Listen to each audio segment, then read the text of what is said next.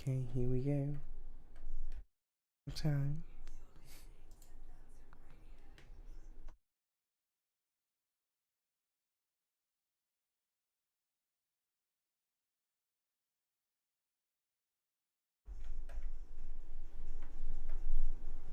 And for the final time this year, we are back. It's the Phantom Radio Sports Show, and it seems the people of this country are going to be making some big decisions this summer, such as what will you do with your Tuesday afternoons now the Phantom Radio Sports Show is coming to a close? Who will Gareth Southgate play in England's midfield at the European Championships? As obviously released his provisional squad this week. Oh, and in some slightly smaller news, apparently there's an election on. Yeah, all that and more after this. The singer on this is George Michael, by the way. Boogie Box High, Jive Talking.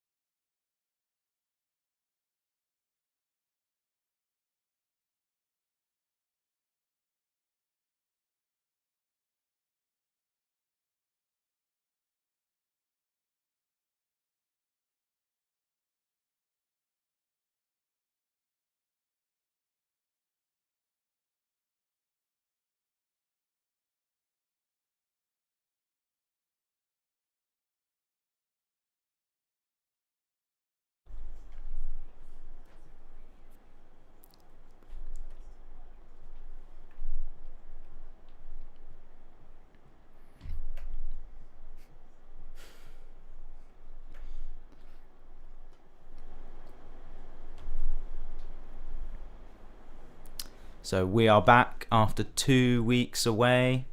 Phantom Radio Sports Show makes its return for the final time, and we've got lots to discuss after a 2-week hiatus.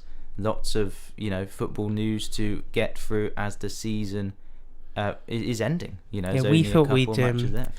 take a little break when nothing in the football world was happening, nothing including finals, including ends of seasons, you know, nothing there to go in on. The so, dissertation had to be written. exactly. So. However hastily and sort of, you know, in a panic about it we were. There were deadlines to meet. And also this Tuesday, I was involved in doing something radio-based, but it was for coursework and not this radio show. Yeah, so you had to be there. So. Yeah, exactly. We are now here, ready to discuss the happenings. And guess what? Because we didn't go on Tuesday, the smallest news that no one knows about in the country, the worst kept secret in the whole of the country, we are heading to an election on the 4th of July. So, you know, small fry that we would have missed if we finished up on Tuesday. But this is going to be our final ever show on Phantom Radio. Sad moment. I remember when we started this in October. 0 listeners. Now we get, you know, a few more than that. 0 We do have a listeners. few Yeah, more exactly. And Apparently it's 4 been people fun along the listening way. live. Yeah, exactly. It's all grand. We're all good. It's just a sign off in a sense. Gareth Southgate also released his England squad on Tuesday at 2 o'clock. An interesting one. The graphic reads with like a big gap in the middle because there's this big chunk of text at the top, tiny little bit of text, and another big chunk of text at the bottom because he's not taken many midfielders apparently, or he's just named half of the midfielders he is taking as attackers in that lineup for some weird reason. But yes, his provisional squad was named. Marcus Rashford missing out on a place. Raheem Sterling, who's been a stalwart of Gareth Southgate's England squads since he joined, he's not made it either. Harry Maguire has though.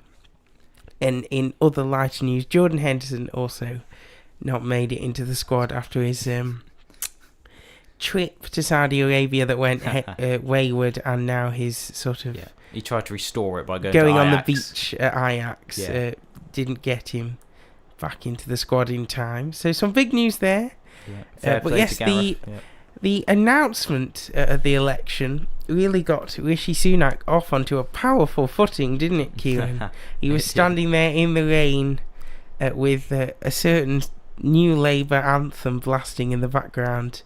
Not his choice, by the way. He was drowned out by the man who normally stands by Parliament where they do all the interviews, holding signs that say various things depending on the week's news, and with a, what do you call the sort of loudspeaker-y thing that you talk about? One of them, a megaphone, that's it, saying, you know, you should resign to whoever's talking. Steve Bray, I think his name is. He also wears a sort of blue top hat with EU stars on. That's totally normal. I'm surprised they let him bring a PA system down to Downing Street and blare that out. I don't think it's not about letting, is it? It's a protest, so you can't really stop it. He was just there outside. I'm surprised I didn't. But one thing you also can't stop is the rain. And he did have the option to do it indoors, but he decided to do it outside anyway. Or an umbrella. Like, he's on the Sunday Times rich list. I think he's got enough money. But the problem is, if he was holding an umbrella, I think it would probably not allow him to be as, you know, sort of expressive as he'd want. But then if he had someone holding an umbrella for him, people would go, why is that rich man getting this butler to hold an umbrella for him? So probably bad imaging in any case. Why not just do it indoors? Strange. But it made us think of course, linking this to sport. There are announcements that happen all the time in football. So we want to know your worst footballing announcements, or announcements go wrong, or favourite announcements in general. I remember, I think it's Brian Robson when he was announced as, I want to say Middlesbrough manager, a player manager he was announced as, and so he had a suit and tie on the top half, and then shorts and football socks and boots on the bottom half, while he was holding a scarf aloft like that. And I think that's the best announcement. And also, you know, the rain and the weather, we spoke about that pretty early on in our run on the Phantom Radio, one of our first shows extreme weather conditions you've had to Yes. handle, or the Prime Minister shows us that it's not just the everyman that has to deal with downpours. Yeah. You wouldn't let a manager stand out in the rain, would you? Holding the scarf. You know, it's just... No, It's just although madness. I do remember now, my mind has just shot into it, in the eye of it, an image of Sean Dyche standing in In a snow. snowstorm Just in just a shirt. shirt with the sleeves rolled up, just standing there going, yeah, whatever, it's fine, just a blizzard going on around me. But yes, a blizzard of information and sports news occurred over the past few weeks that we've been absent for, including the thing that we all said was going to happen anyway, Man City winning the league. What did we make of that, Ciaran?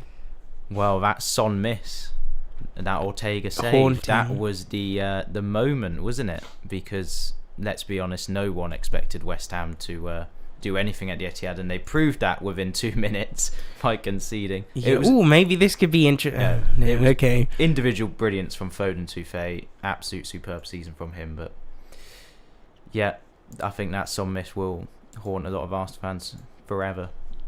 But yeah, Man City win again. They've got a monopoly on the league now. It will take a lot to stop them. I think they can only be stopped when Pep goes. That's my Yeah, opinion. and he sort of alluded to the fact that He might did. be some point sooner than maybe Yeah, we think, because essentially he's He has been there the for a thing while he now. admitted was that he's sort of, at least in the second half of his tenure now, at the very least. it's going to and happen in the so second half of his tenure. we shall expect that he shall be leaving at some point.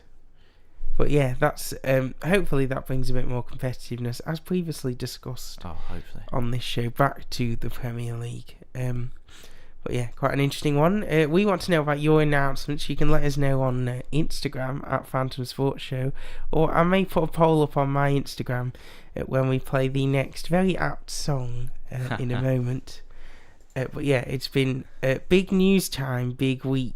It has been, yep. Yeah, and also, of course, yesterday was the Europa League final, which we'll come on to later in the show. Leverkusen not able to keep their unbeaten run for the season They've had a great season. going. Can't complain too much. But losing 3-0 to Atalanta in the final. Again, when we talk about managerial vacancies, Maurizio Pochettino leaving Chelsea, of course, this week. Mad. Roberto De Zerbi also Another leaving mad one, Brighton. yeah. Whether he'll go to Chelsea is the question, because apparently a club have enacted his release clause, which is the reason that he's leaving Brighton. Oh, okay. That's the rumour anyway, so that could That be makes Chelsea. sense. But Yeah. also in the picture of clubs that need new managers, why not look at Atalanta's manager? As we discussed a few weeks ago on this show, now he's won some European silverware.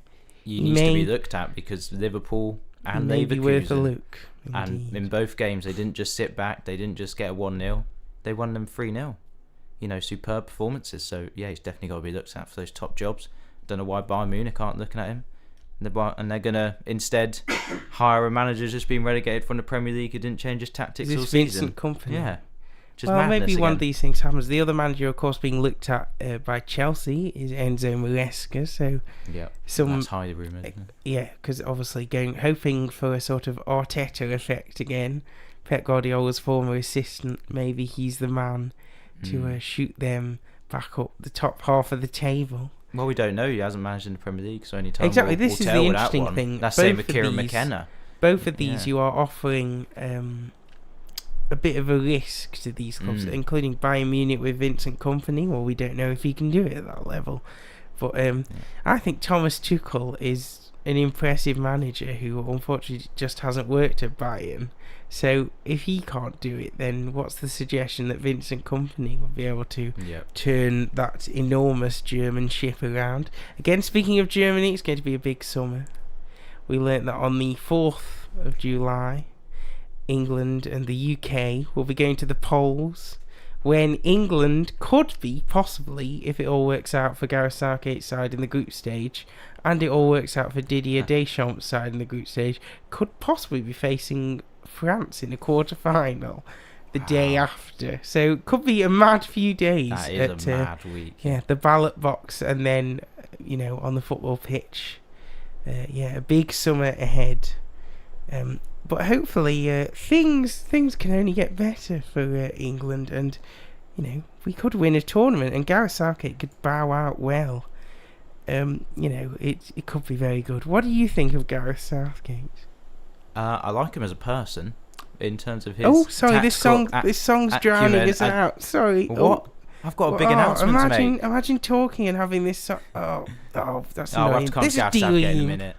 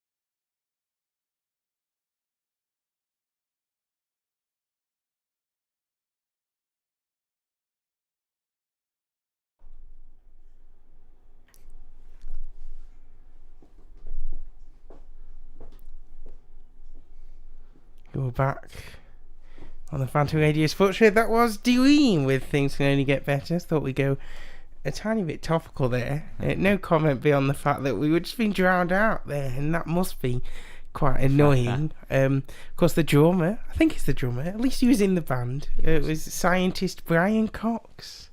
Yes. On that song. That's a fun fact, isn't it? Cheers, it's a fun fact. Look at the drummer. That's what he said. Look at the stars. It's all scientific and interesting.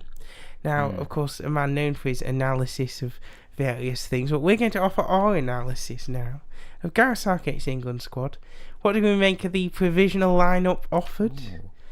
Is it exciting? Yeah, I quite like the fact he hasn't gone with Henderson, he hasn't gone with Rashford, hasn't gone with Dyer, hasn't gone with just the boring, same old players he usually trusts. It's quite an attacking squad. I think we've got a little bit of a problem at left back. Luke Shaw hasn't played in a while, haven't really got a natural replacement there. So I think if we're going to win the Euros, it's probably going to have to be on trying to outscore the opposition. And a little bit of a problem in midfield because I can't see a natural sitting midfielder there either to play alongside Declan Rice. Well, you can see one, and his name's Jude Bellingham. It's just he happens to be a natural wherever he is on the pitch. He's going to have to play there, isn't he? I expect many people will be. This is what the what is it with England? The clamour, because there's always a clamour for someone to do something or play somewhere or be brought on. Like I think Jack Grealish was in was it the World Cup? Where it was Grealish, maybe the Euros as well. There was when a it bit came of on clamour substitute, around him starting and not just being a substitute. There's always someone like that, isn't there?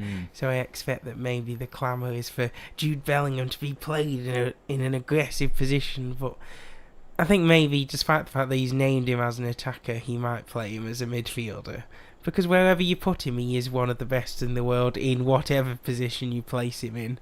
And so he'll be an advantage anywhere. But the lineup and the riches that are available there is I know. I don't know who he's going to be pulling out that squad. I presume obviously one of the goalkeepers, well, James Trafford will go. But then you've still got, another 5 or so Adam players? Wharton also called up the Crystal Palace and former Blackburn player in the Championship last season, all the way to rising to be in the provisional squad. Kwanzaa, the Liverpool defender, he's in there as well. A bit of a shock addition. I think that's possibly just for experience, and maybe he'll be one of the players removed in the end. But quite an interesting, just have a look at him. Look out there. Maybe the same with Eze, even though I'd love to see him go. You know, you could argue he's had a better end to the season than Grealish. Grealish, is behind like Phil Foden and, a few other players in the Man City pecking order at the minute. So there's a few dilemmas there for Southgate, but good dilemmas, and how he will use the players at his disposal. There's also, of course, the big story, Kobe. Some people say it different every time I ever hear it. I'm not sure how you pronounce it. Kobe Mainu is good put player in there. Again, young, I don't expect inexperienced, and then named amongst the midfielders, Trent Alexander-Arnold, a player who, of course, we've got enough right backs. He's been snubbed by Southgate at previous tournaments, on the eve of previous tournaments, with people thinking that he just doesn't trust him defensively. But he's tried him in a midfield role in some friendlies, but they're all quite low-level friendlies, and it sort of worked, but you couldn't tell whether it just worked because the team we were against were not worth their sort of. But then you can't try at a major tournament, because then if it goes wrong, then you're out. Having said that, another player who is named in this squad is Conor Gallagher, who well deserved. Is probably the most sort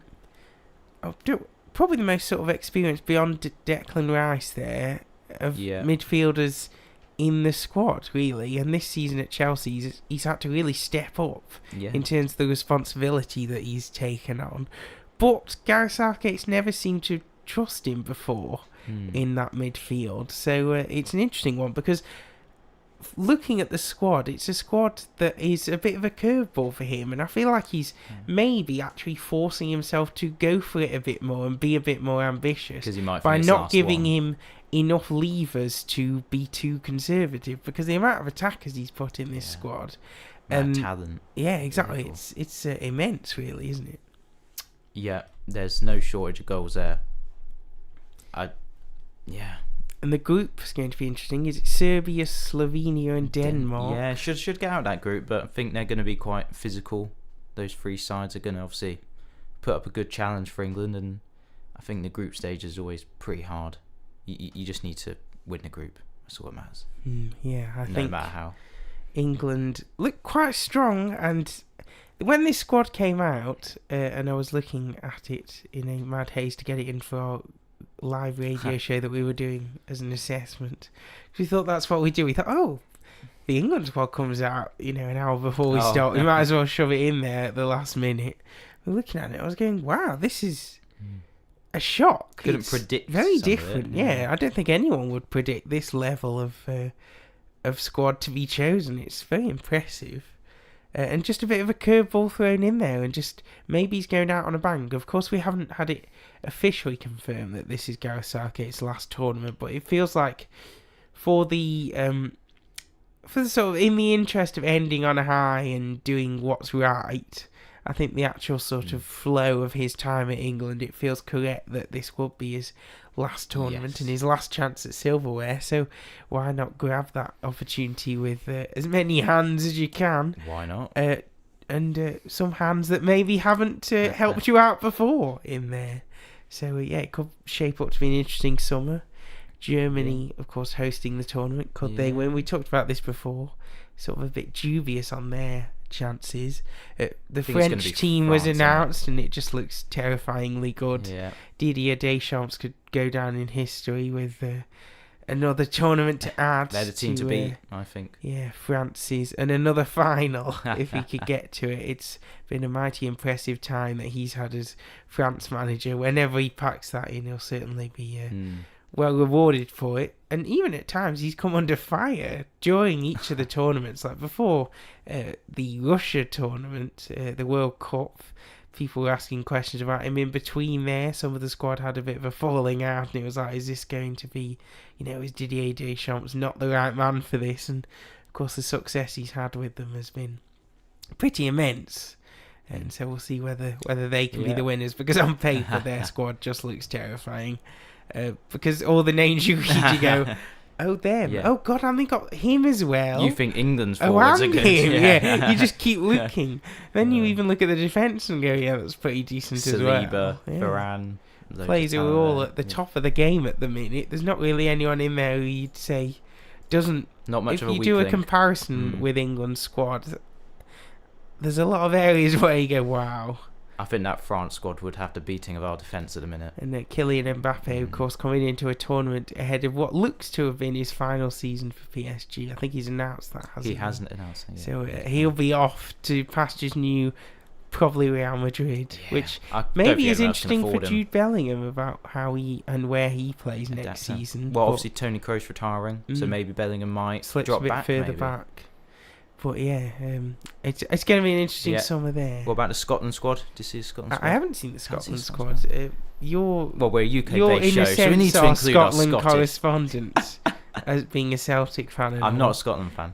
No, I gathered that much, but I just mean, you know more about Scottish football than I do. But I do know that obviously a good job has been done there, and the squad have really sort of grown.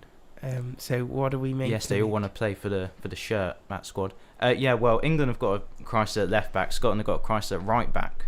So they might need about the left back thing. I was going to say we haven't discussed this because, of course, in the squad there is only Luke Shaw who's a left back, but he probably isn't fit enough. No, he's not. I mean, Ten Hag said that he thought Luke Shaw could be fit enough in time for the FA Cup final. So the thinking is he would be able to play football by then. But, if he's not, then Kieran Trippier will be at left back like he has been for forever, I imagine. I don't know, is it worth just calling up someone who's a natural left back, who's played good minutes, who's doesn't fit? Seem to be interested. Gareth Southgate just doesn't seem to be interested. I think that would be better than putting a right back or centre back at left back, personally, but... Because obviously Ben Chilwell would be the other option. He's always injured, isn't he? Yeah, exactly. He's you not can't got trust that. Either. And Luke Shaw and Ben Chilwell both have poor injury records, and unfortunately just doesn't seem like that'll happen. But Gareth Southgate seems more than happy to just plonk Kieran Trippier as a left back, and to be fair to him, it has worked. I don't think you could say that it's does a job there. Yeah, it's never been the biggest bone of contention. As a right-footed player on the left, you always want to cut inside. But then inverted fullbacks are the thing now, so does it matter that much anyway? I don't know. But then Foden would want to come inside off that left, wouldn't he? It's quite interesting. You've got two players going off left, and you haven't got someone making also, that run on the side. we just can't predict of what this squad's going to look like now. Well, not what it looks like when he puts it into a team. Exactly. What tactic are you going with? Because I said the amount of defenders and the amount of forwards there versus the amount of midfielders, it's like you could play a WM formation. It's just like two midfielders who or plays one guy alongside in Kane up midfield. front? I think Foden on the form he's got to start. So then that leaves the right side. I think in that squad you're looking at the list of forwards. I think Saka. Anthony Gordon isn't getting anywhere near. Surely He's had a good season, but but he's not again, on the level. nowhere near as good as the rest of. It's bizarre. It's like the same as like Ollie Watkins. He scored 20 Premier League goals, but there's still a level between him and Harry Kane, and you still wouldn't be, leaving Kane out of your. Because he's had a fantastic season with Bayern Munich, despite individually he basically did what he does for Tottenham and had a fantastic individual season, but unfortunately from a team point of view it didn't quite go the way that you would have liked. If he could just go to Man City next, that'd be amazing. But yes, talk to me about the Scotland squad. Yeah, they got Steve Clarke has announced his provisional squad again. Provisional, yeah. Some interesting ones in here, including our favourite eater of pie that's been thrown at him, Lawrence Shankland. Well, he's had a great season at Hearts. He deserves to be in that squad, but he hasn't really done it on the international stage yet. The tougher level. Talking about the right back situation. So Anthony Ralston looks like he's going to be starting at right back, but he's only played 8 times for Celtic this season, so that's a bit of a concern. And also on the international stage, he's not quite the. They've always had an issue at right back with sort of. Yeah, they've got the because left they've backs. got Robertson and Tierney and Greg Taylor. Yeah. Oh well. Yeah, Plays for Celtic, so the level versus an he's international won more trophies footballer. than Tierney and Robertson this season. Well, look. I'm just saying. Not to say it's probably, let's be honest, of a level where they could sort of compete with Premier League footballers, but if they played a whole season in the Premier League, they'd be beaten more often than they won, I think. Most of those players. Yeah. So I think it's like the level of Celtic players could be somewhere between top level Championship and bottom half Premier League. No, right now that's probably whereas true. If you look at players like Andy Robertson, and obviously when Kieran Tierney was lighting the world up, he's had a bit of a drop off in the past few seasons due to not being selected enough and injury. But they've right back has always gone to someone who was in sort of mid-table Scottish league, which is not ideal. They're looking at someone who's just won the Austrian league, who's like uncapped, I think, who hasn't got many caps, and then there was a Motherwell right back, so that's the level we're talking about in that position. Who is the number one here? Is it Angus Gordon, Craig Gordon, or I don't know. Well, Xander Clark is top of the list on here, but it's not going to be him. It won't be Craig Gordon because he's 41 and he hasn't played much this season because he had a leg break last season. A horrible leg break from memory. So I think it's between Gunn and Clark, but I don't. Well, Angus Gunn, I can say now, is a good goalkeeper, apart from when he was at Stoke and he spilt it into the net a few times, because of course that's how that happens. We never seem to see the good side of these people, but he seems pretty consistent. Yes, as a Championship level goalkeeper. Yeah, I think Scotland have got a very good, like if you were to put it in a league sort of terms, good high quality Championship squad there. Yes.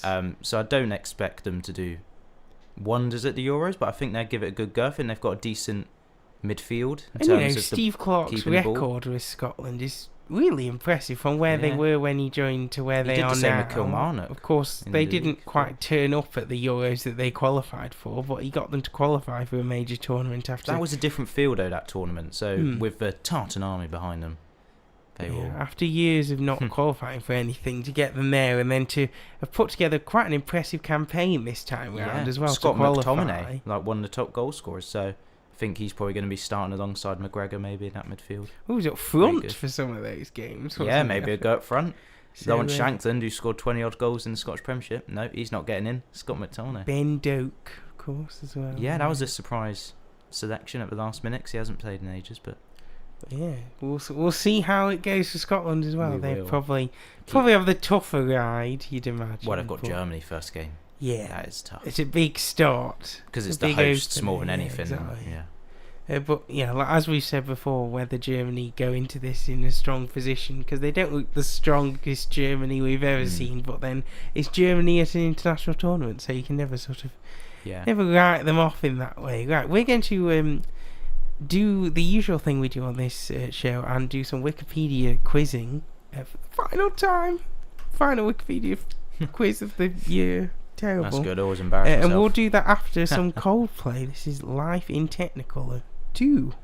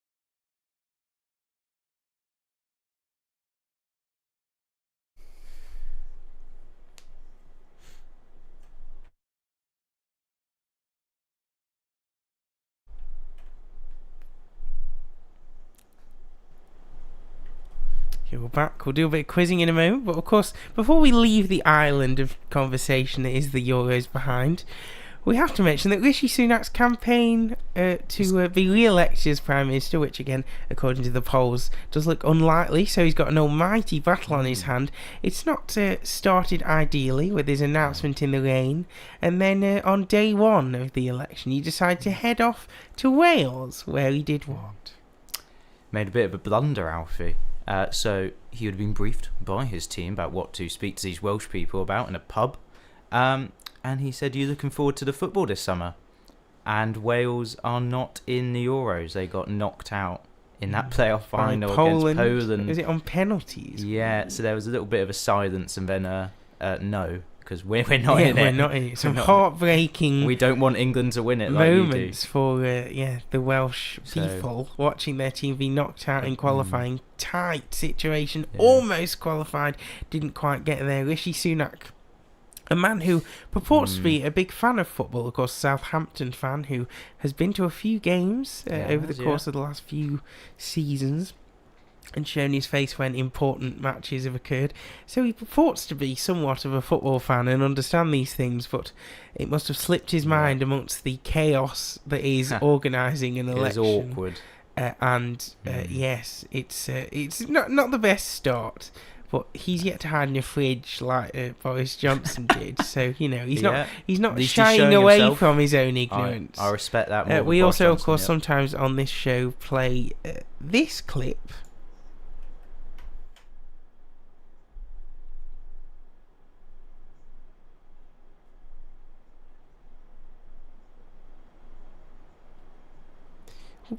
Which is obviously David Cameron screwing up and forgetting the fact that he, of course, doesn't support West Ham.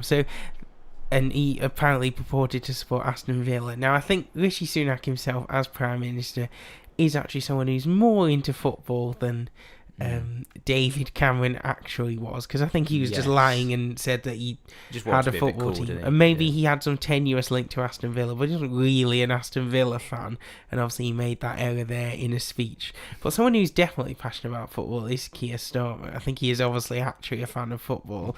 His problem is when he talks about football, as with many things, he somehow still sounds like he doesn't know what he's on about. He does still somehow sound like someone who's just repeating a line that someone's more wrote enthusiasm. for him, even though he clearly does know football and is actually a fan of Arsenal, which is quite interesting. But yeah, Rishi Sunak making the political football blunder earliest in this campaign by asking Welsh people whether they'd be looking forward to watching the Euros this summer. Now, quiz time. I'm going to quiz Ciaran first. The theme is obvious here from what the obvious topic of conversation is bound to be, and this is it's same as usual, Wikipedia quiz. I'm going to take you through a player's career, and then you've got to guess who that player is. Number one, let's do this. From 2009, Tottenham Hotspur. 2009. 2009. And there's a theme between all these players, so I'm trying to think, what have we talked about? Let's just go Luka Modric. That was unfortunately not Luka Modric. He obviously didn't start on, I didn't know who else to say. Yeah, his career began at Tottenham. In 2011, he went to Leyton Orient. Definitely not Luka Modric. God, if he went to Leyton Orient. On loan. Still. Any offers? I think it might be... No, he didn't start. No, I'm going to say Harry Kane. But I don't... Did he start at Tottenham? He did start something. He started at Tottenham Hotspur in 2009. He then went on loan to Leyton Orient in 2011, Norwich, making 18 appearances. Then in 2012 to Millwall, which you missed out there, with 22 appearances. Then off to Norwich, where he only made 3 appearances. Then to Leicester, another 13 appearances. Overall, his time at Tottenham, he made 317 appearances, scoring 213 goals. And how many trophies? One of their most successful strikers in recent history. I'm just going to ignore that.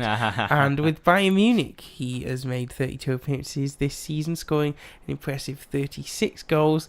And now you can ask the question, how many trophies? Because somehow didn't manage it with Bayern either, unfortunately. But he is, of course, England captain heading into this summer's Euros. So he won't win anything again? Come on, let's believe. No. We got a good chance. Anyway, that was a decent start. Next up, started his career with Monaco 2. Kylian Mbappe.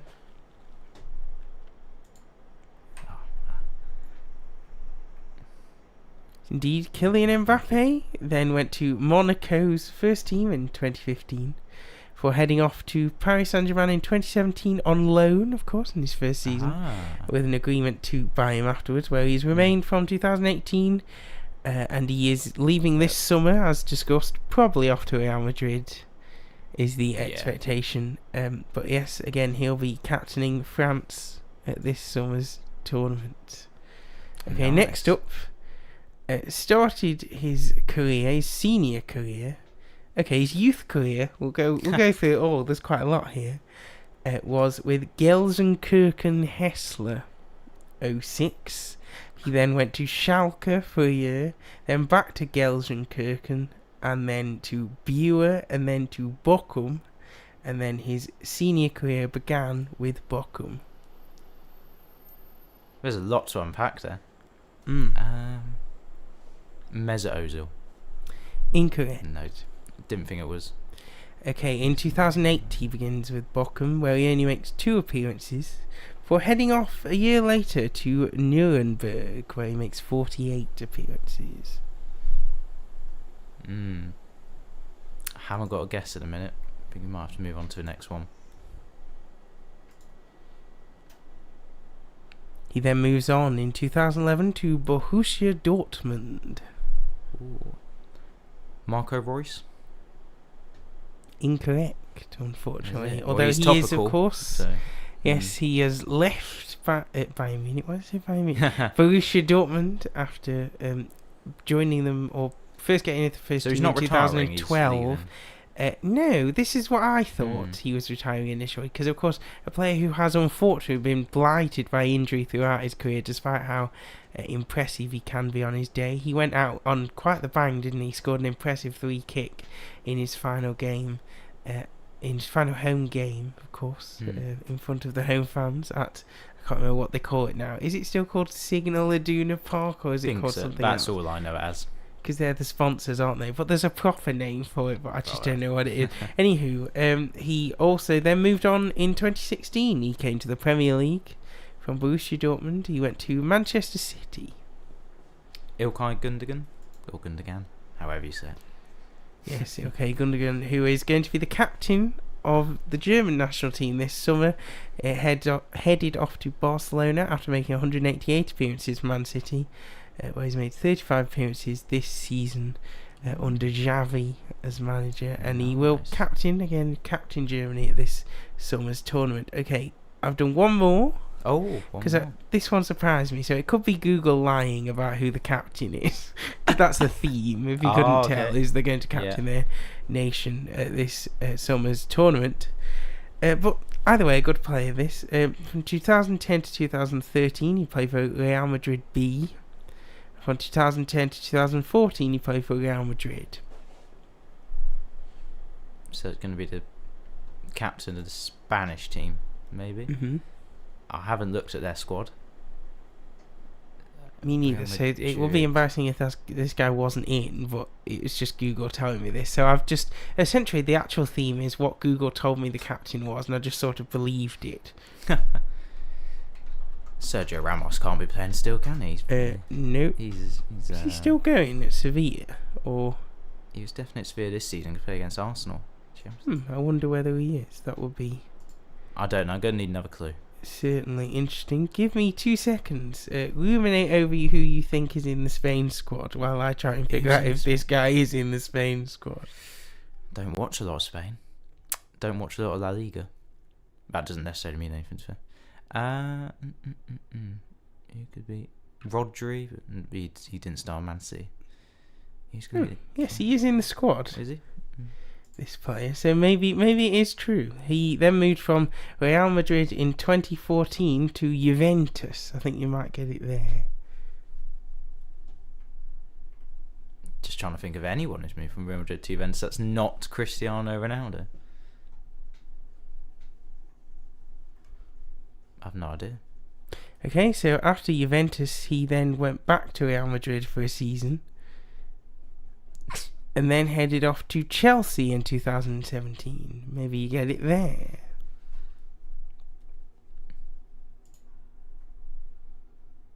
What, Azpilicueta? Incorrect. I can't think of anyone. From 2017 to 2020, he was with Chelsea, but in the 2019 to 20 season, he spent on loan with Atletico Madrid after his first season at Chelsea was ultimately a bit of a failure, where he then signed permanently from 2020.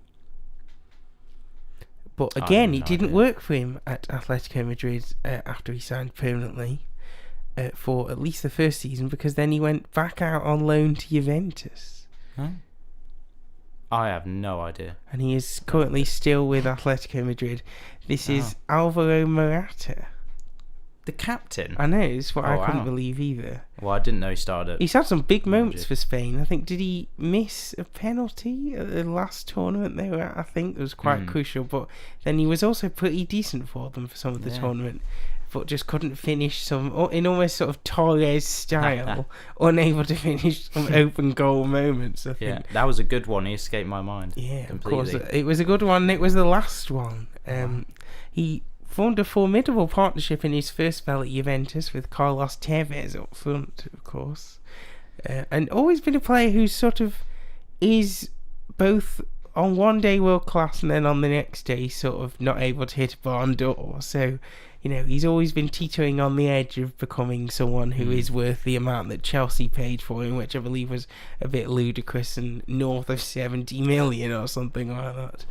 But yes, there we go. That was your quiz. Thank you very much for the last time. And you can quiz me after a song. I do believe this is Jimmy Somerville when he plays with... Yes, You Make Me Feel Mighty Real. More quizzing to come.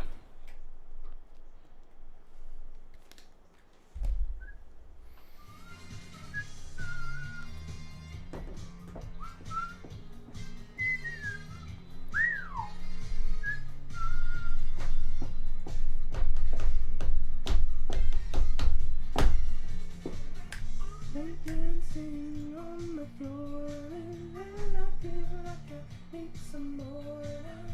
Your body close to mine, and I know I love it about the time.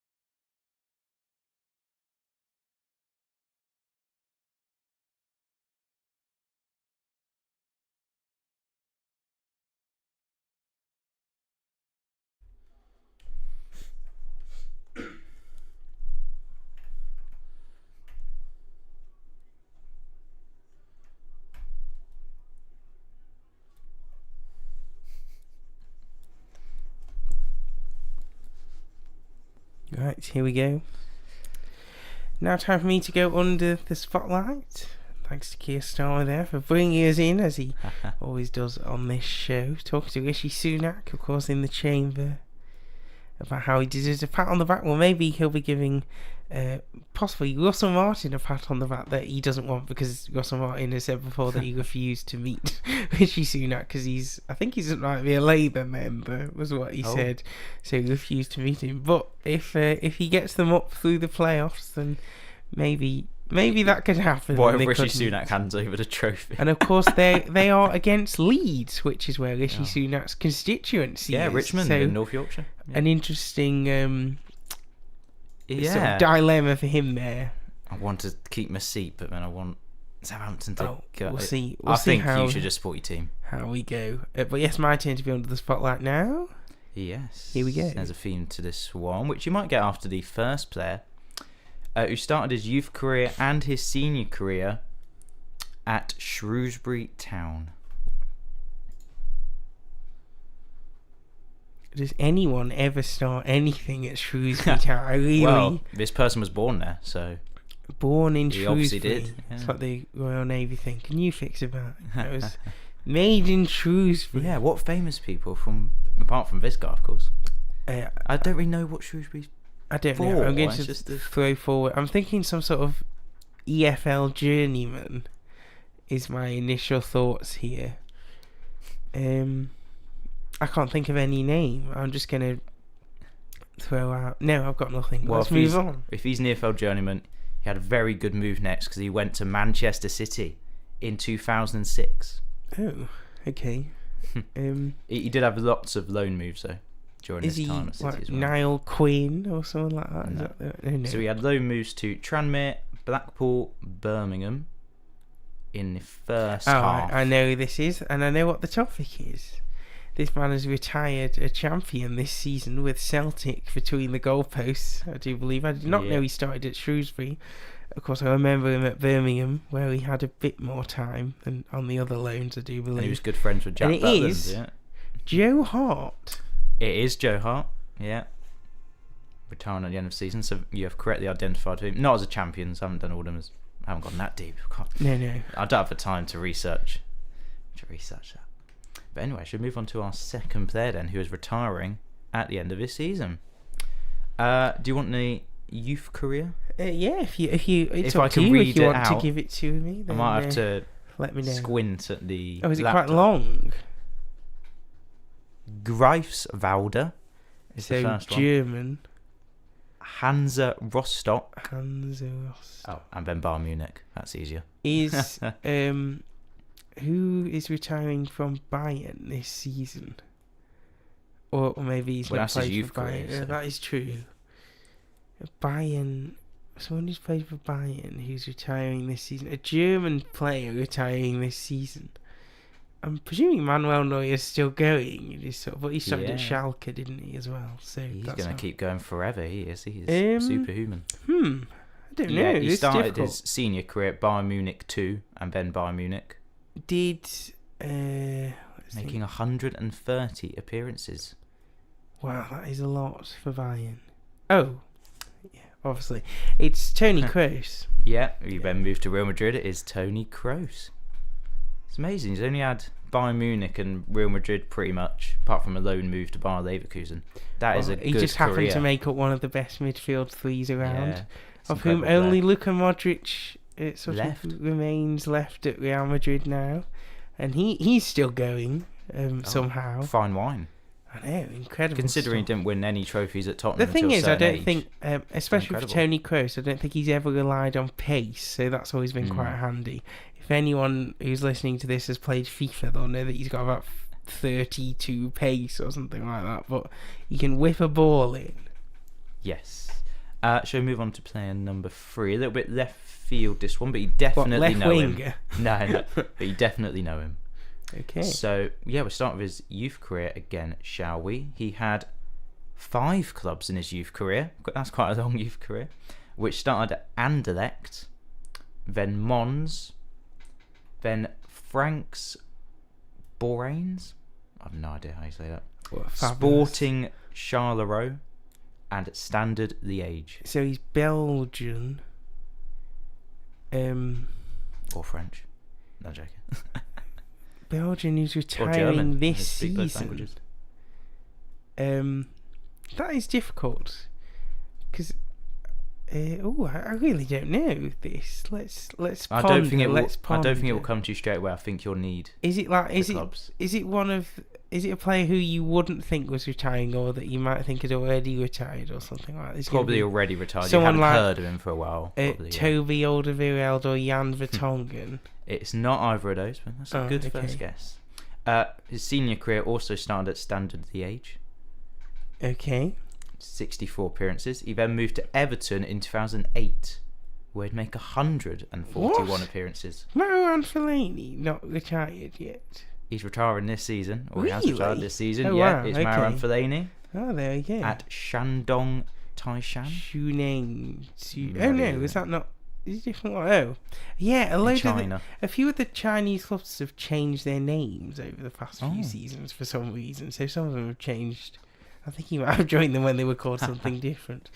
But yeah, retiring in China. I think we may have done him 2 weeks ago. But I haven't heard about, Fellaini for Fellaini ages. for a while. Then when I was looking up players who retired this season, he came up. So. Strange with Is that United, because towards the end he actually became like sort of a bit of a workhorse for them, who was just a bit reliable at times. A bit like Fred. Very strange, isn't it, that one? There we go. Yeah, it was good under Mourinho, because that was the tactic, wasn't it? Plonk it on Fellaini's head. Yeah. Hope for the second ball, or him to score the header.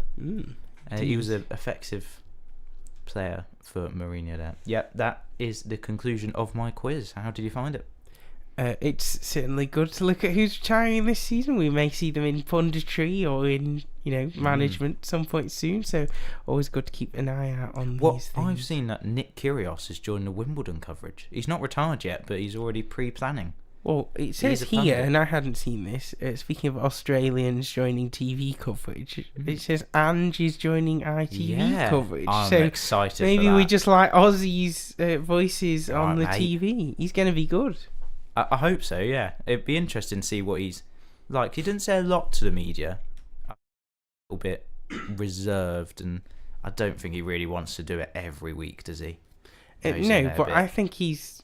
there's a difference between settings, isn't there, depending on where you are. Like a confrontational moment in a press conference versus...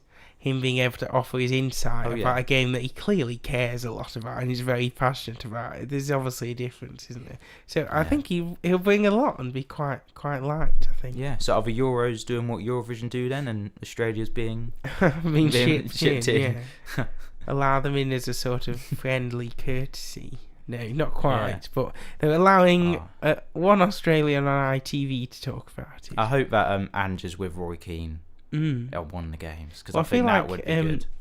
I know we're segueing back and forth between the two things we were talking about, but when you mentioned Nick Kyrgios, is he aiming to be a sort of Roy Keane figure, always angry? Apparently he wants to go into the pundit world and the podcast it seems to be world. the state in which he permanently exists is one of fury and righteous indignation. So what's his pundit style gonna be? Is he gonna be sort of the same? Excited to see him bring these sort of interesting. How do I say this without swearing? I don't know. I don't know how to say, like, the sort of horrible, sort of angry persona to punditry. Maybe not horrible is the wrong word, but a bit on edge, bit of tension in the studio. He's just got a short fuse.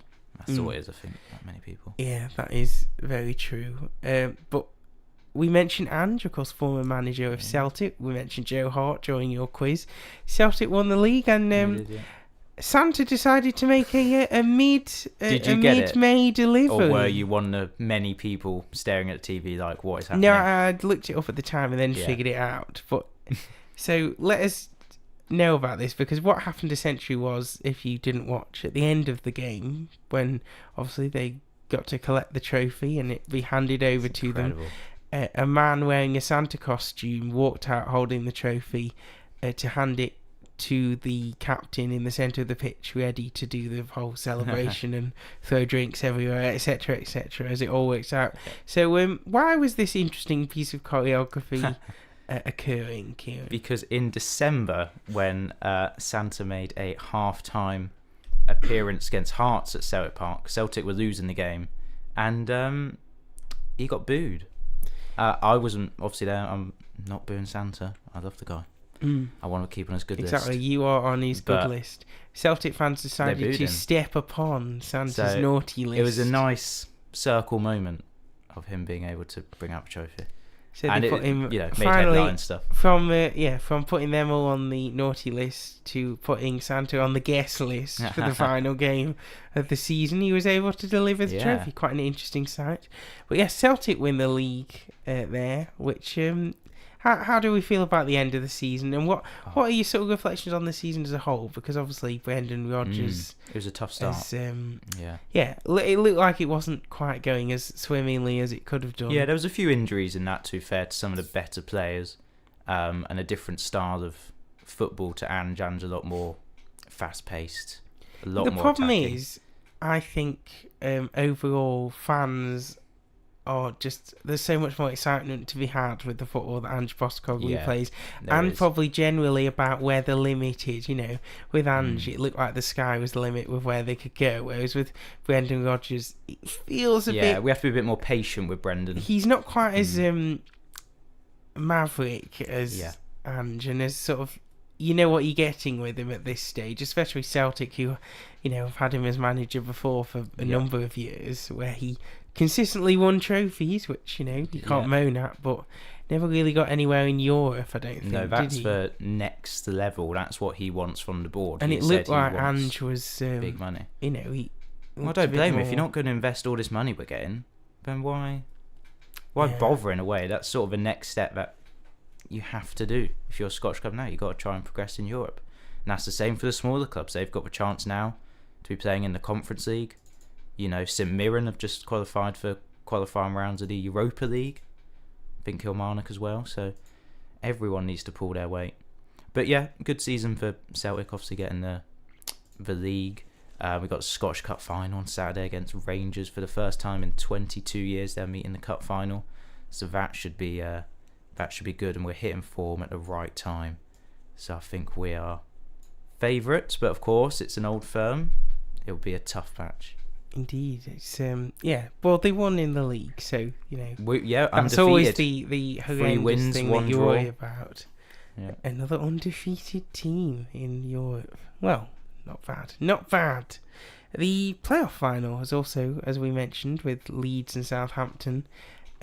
We mentioned the Rishi Sunak element, that of course his constituency is towards Leeds direction. He's supporting, nature goes towards Southampton's direction.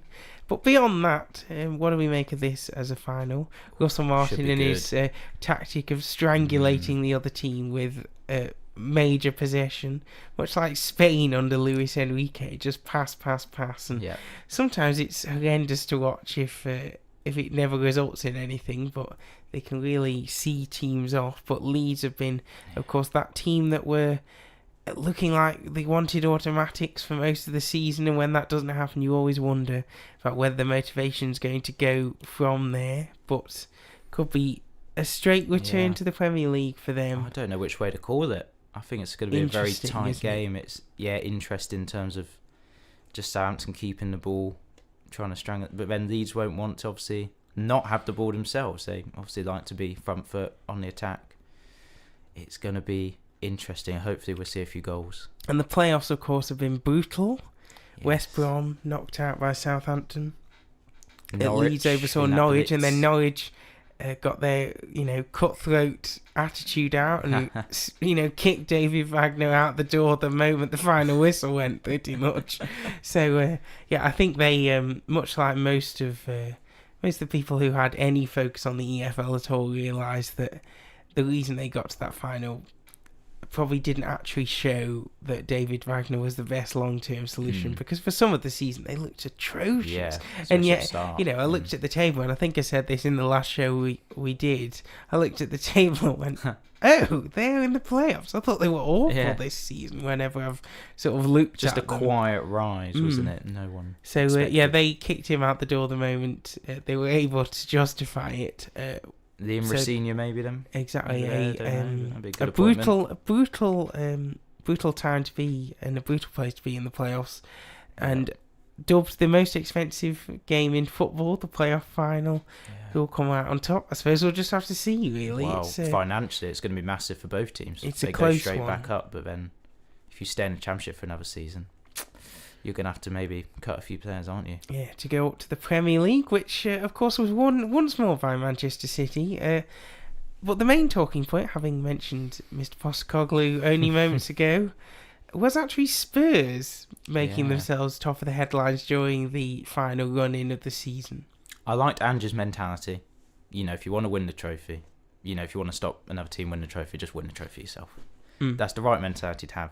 I can't blame the Spurs fans for obviously because of course the situation is here. If City, if they beat City, they could have handed Arsenal the Premier League title, which obviously it was a Tottenham weird predicament.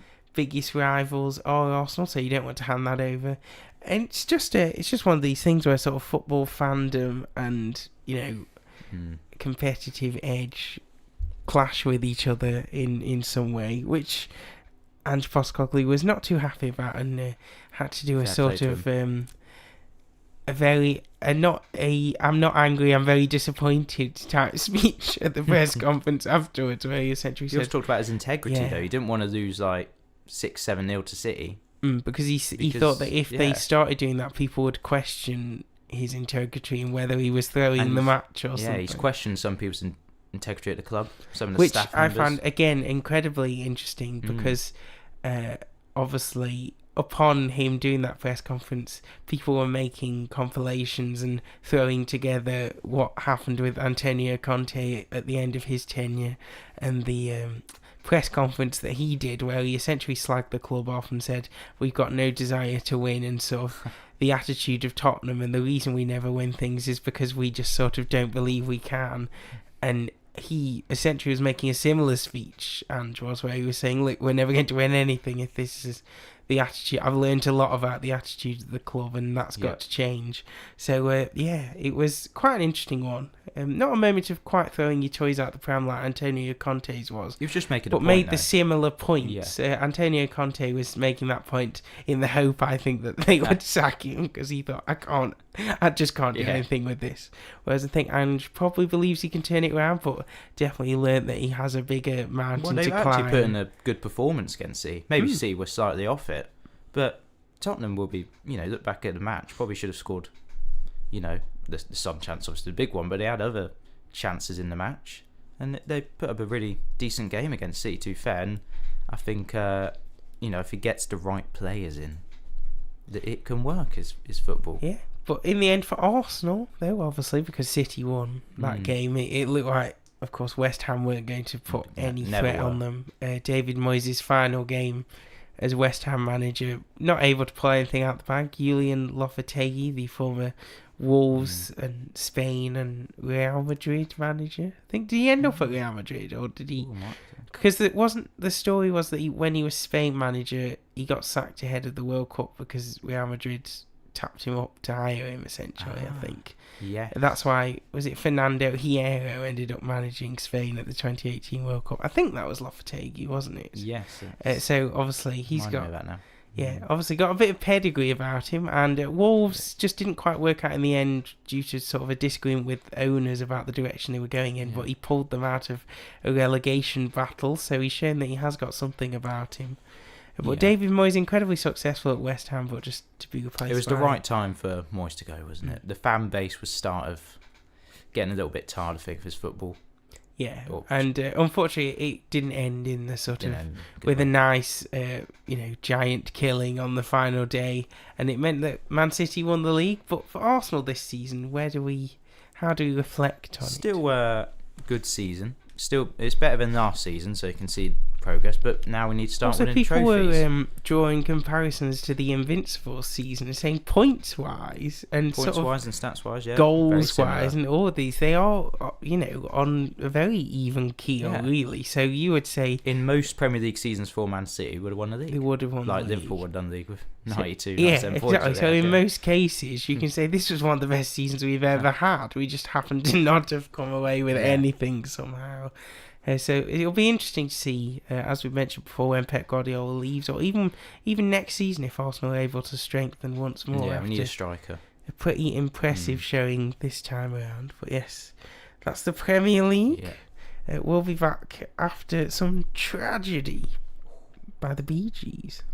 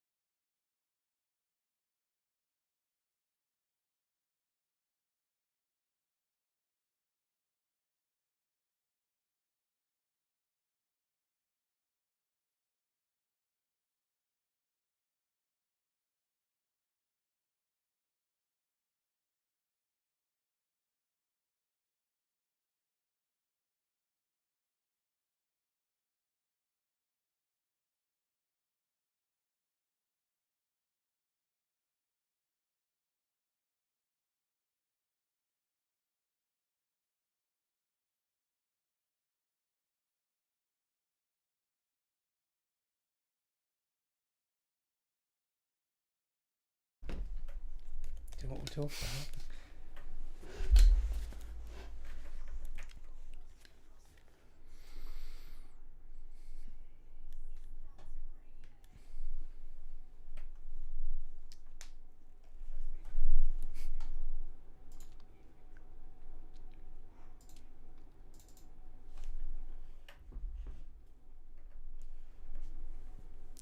Now, the Premier League season may be over, but some clubs have decided they need more games.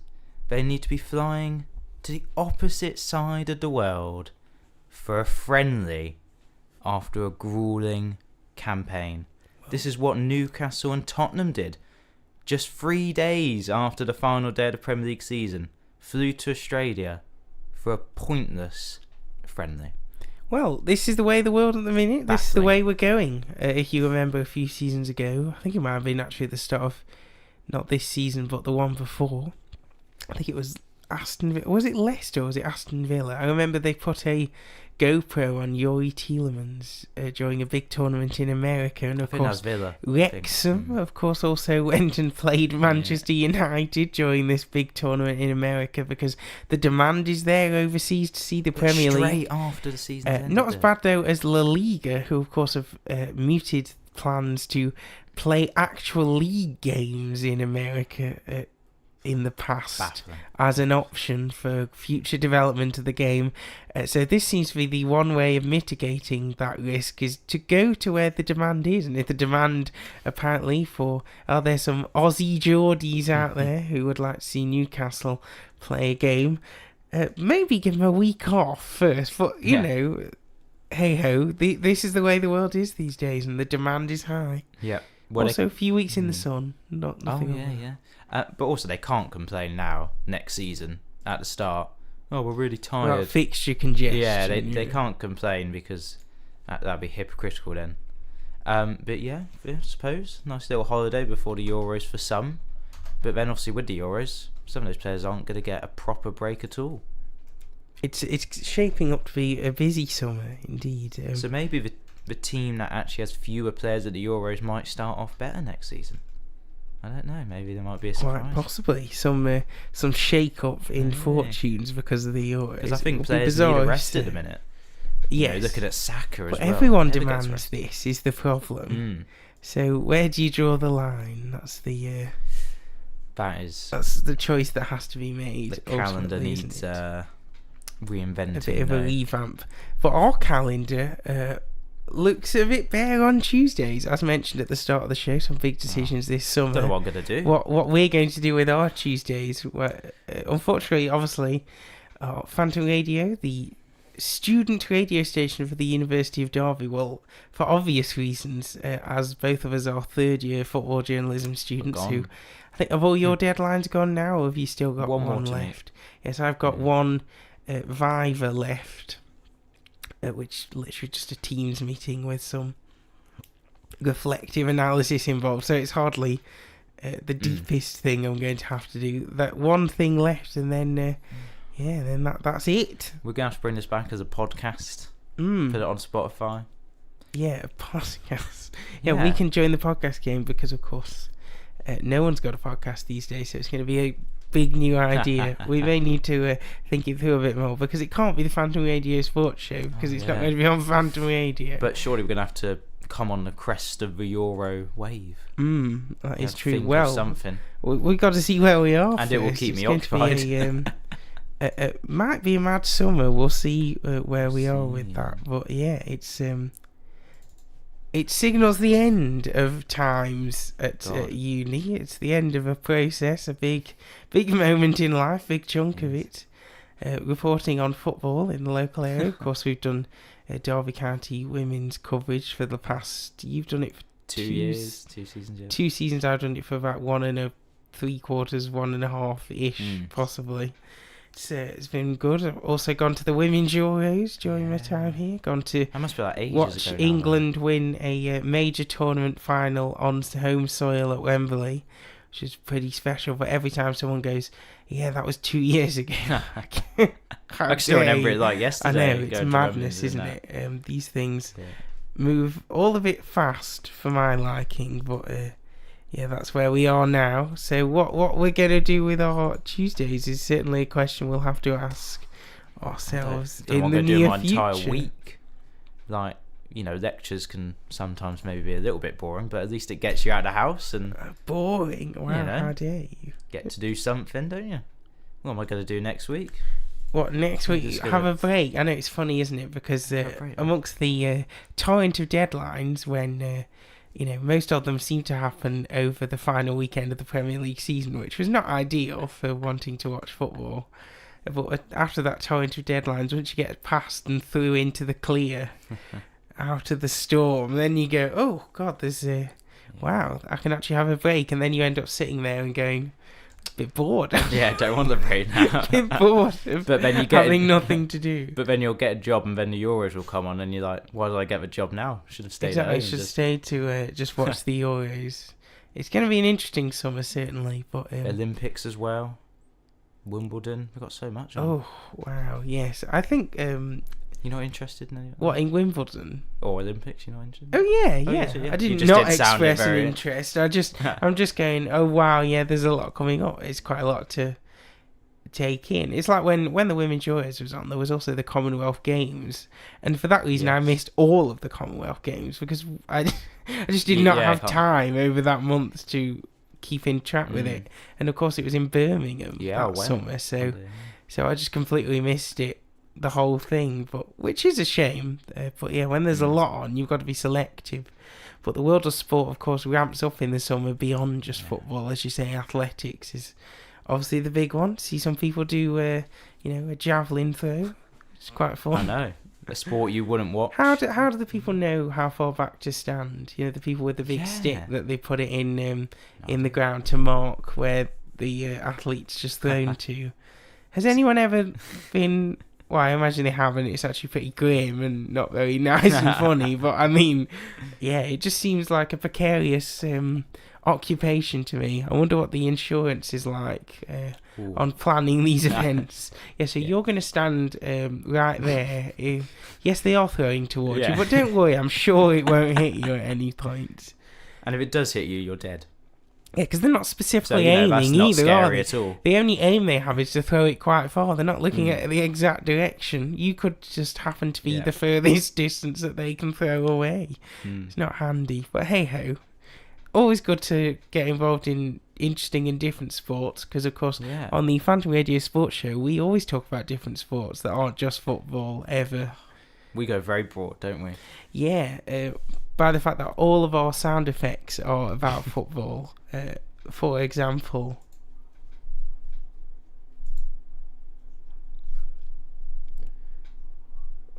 and of course there's Jose Mourinho in there, Keir Starmer drawing a terrible analogy, which is the main one that we use.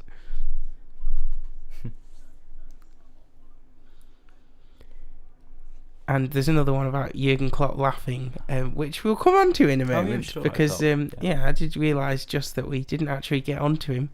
But yes, here he is.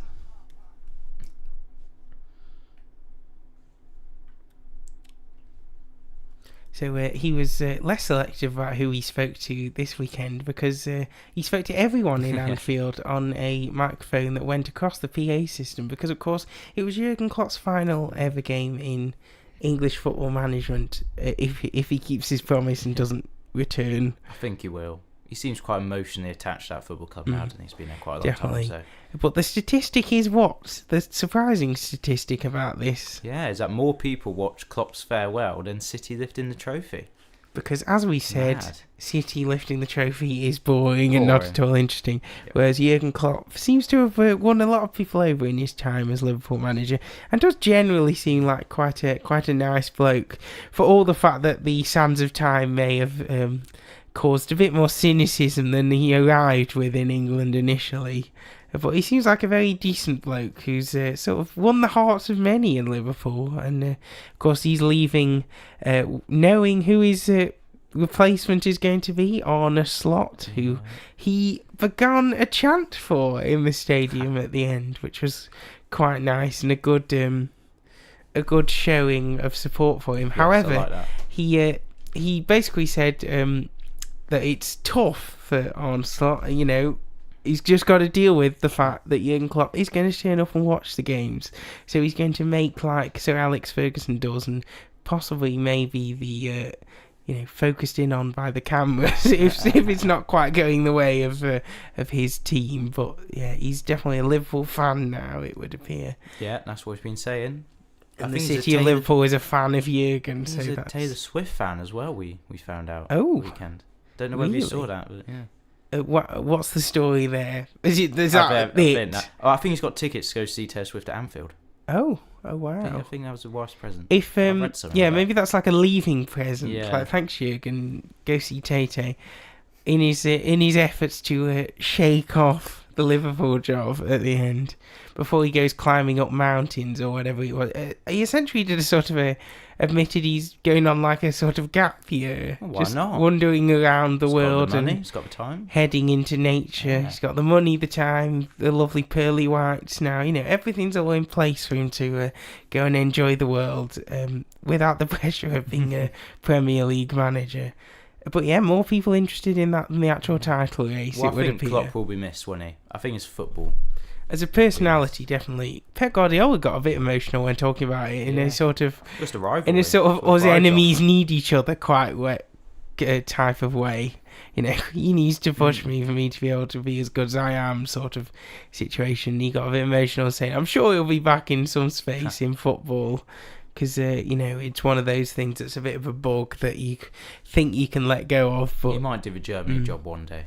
That would be good to see. I think Pep might do the Spain job, and then we could have that rivalry. Or the England job, Gareth Southgate's contract coming to an end. Yeah, and do it in the yet to have summer, any Pep. news on that. Yeah, exactly. Gareth can take the Man City job. Yeah, a bit of a swap. Well, no, the only rumour he's associated with is the Man United job, weirdly. That's so strange. Is a bit odd. I don't really know what to think about that in any case. He wouldn't suit there. I don't think the fans want him anyway. You're gonna a tiny bit more popular than Eric Ten Hag. Yeah. But yes, being replaced by a bold Dutchman. So hopefully it goes a bit better for Arne Slot than it's gone for Ten Hag thus far. Only time will tell. I don't really know a lot about Slot because I don't watch the Eredivisie. So be interesting to see, Liverpool's playing next season. And well, yeah, the main theme of this show, you've mentioned retirements, and we're talking about Jurgen Klopp leaving. It seems to just all be about ends of eras here. We're of course leaving the final Phantom Radio Sports show. Now I've only got 18 minutes left. I know, and we have no Pascal Chimbonda update for you this week. We can still play the Sting just for the hell of it because we had some fun making it.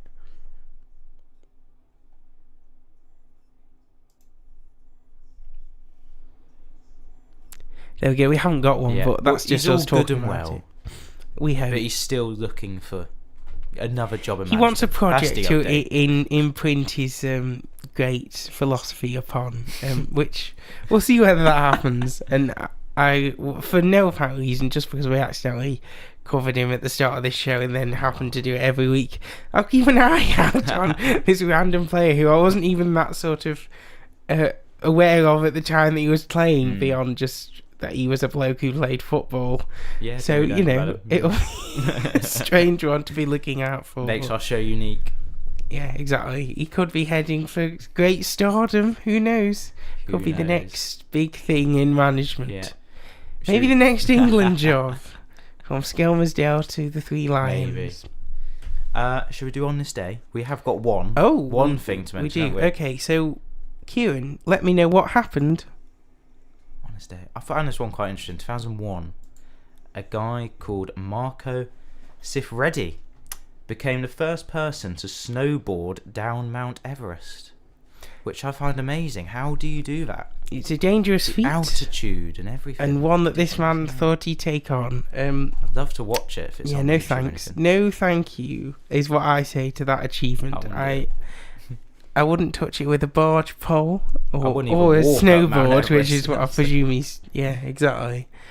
It's quite the challenge. Extreme sports never really been my jam. I can barely do normal sports without... Fair play to those who do them. Yeah, it's putting your lives at risk. I wouldn't put my life at risk just to break a world record or snowboard I seem down to Mount Everest. remember seeing this week that some I think it was second year students, especially sports journalism students, went to some sort of festival in in one of the national parks where people were running for miles and miles, and it was in the blistering heat. Oh, that's And even then, I sport thought for that's me. like, no thanks. Just running up and down mountains and hills and through fields and rocks and stuff. And I thought, oh god, it just looks a bit much for me. So imagine doing that, but on Mount Everest on a snowboard. Just the risk involved. No thanks. Horror story awaiting. I just wouldn't be able to. I mean, you'd be cold, so you probably wouldn't even be able to think. Wouldn't be able to not feel my anything. jam in any sense. No, definitely not my jam. But anyway, that is on this day. That is. Hold on, you got to cue it up properly. You say that is. We let the song do the talking. That was in 2001, was it? Do we not have any birthdays today, or we just? I was about 3 on the Premier League website of no. But the birthdays are the boring ones, aren't they? This is the problem. Also, we're at the point where the season's sort of over, so has anything ever really happened on May the 23rd? This is where someone gets in contact to tell us that they were born on May the 23rd. On the Premier League website, players born on this day are Joe Gomez, Angela Ogbonna, and Kaglar Suyuncu. Wow. In 2006, Thomas Rosicky made a move to Arsenal, and Portsmouth signed Sylvian Distan. Wow. All really memorable things there. Not. Well, I didn't include them. Yeah, I can see why. But anyway, that was... and now, time to play some ABBA. I think that's where we're going to go. Does your mother know that we're leaving?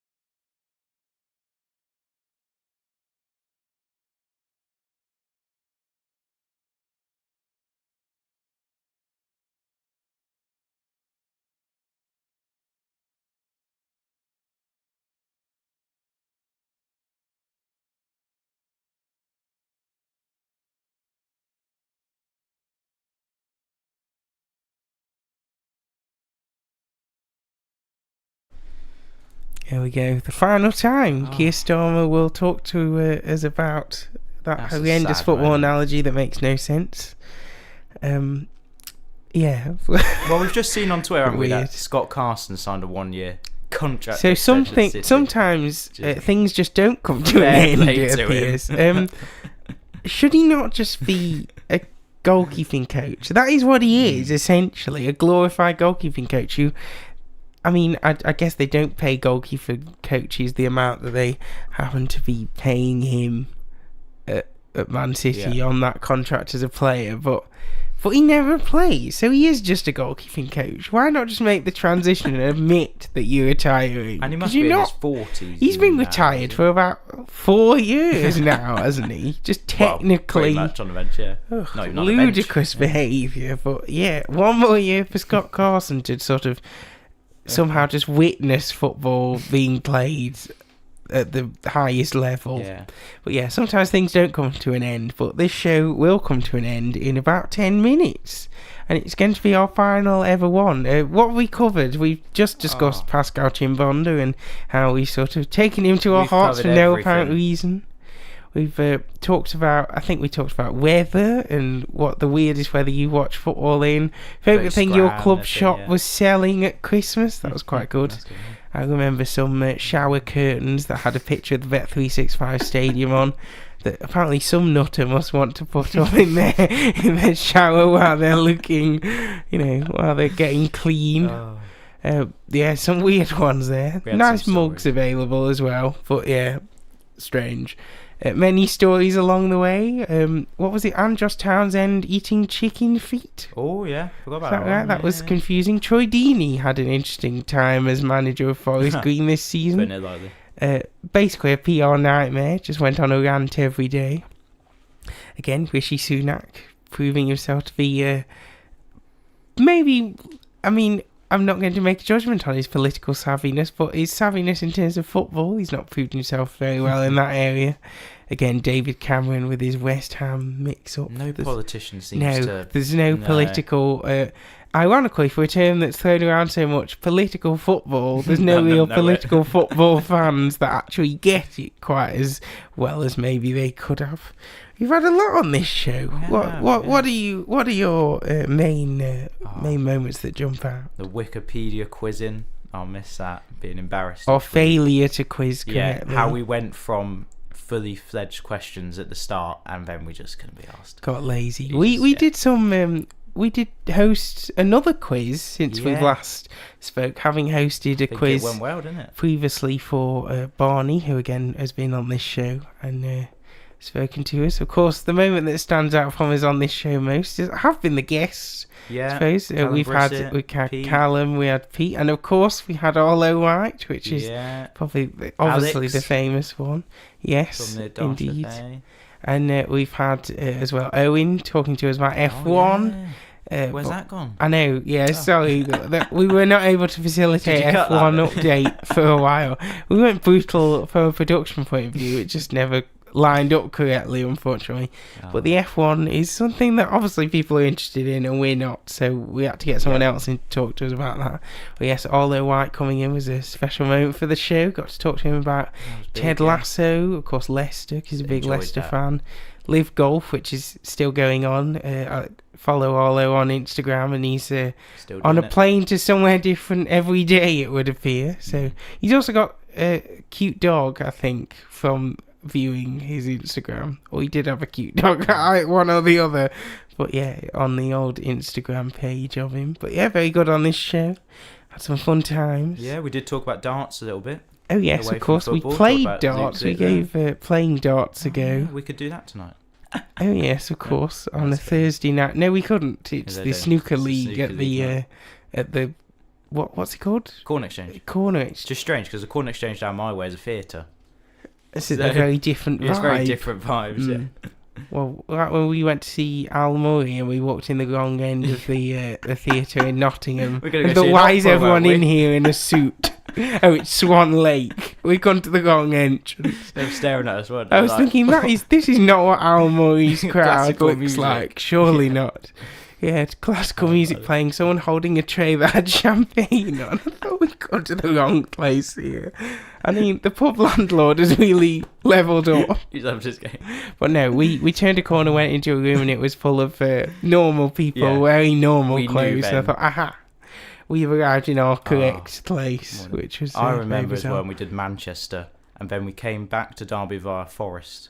Went to watch Forest v Luton in the Championship, didn't we? Yes, that was good. Both Premier League teams. Saw Nathan Jones in the flesh, being a bit mad on the sidelines. It was some good stuff.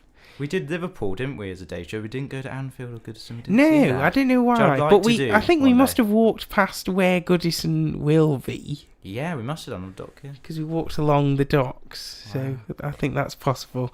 I've seen a clip online of the builders in Everton's new stadium playing the Champions League theme music through the PA system. Good luck getting there. Yeah, Everton. Saying this is the one and only time this music shall be played through these speakers.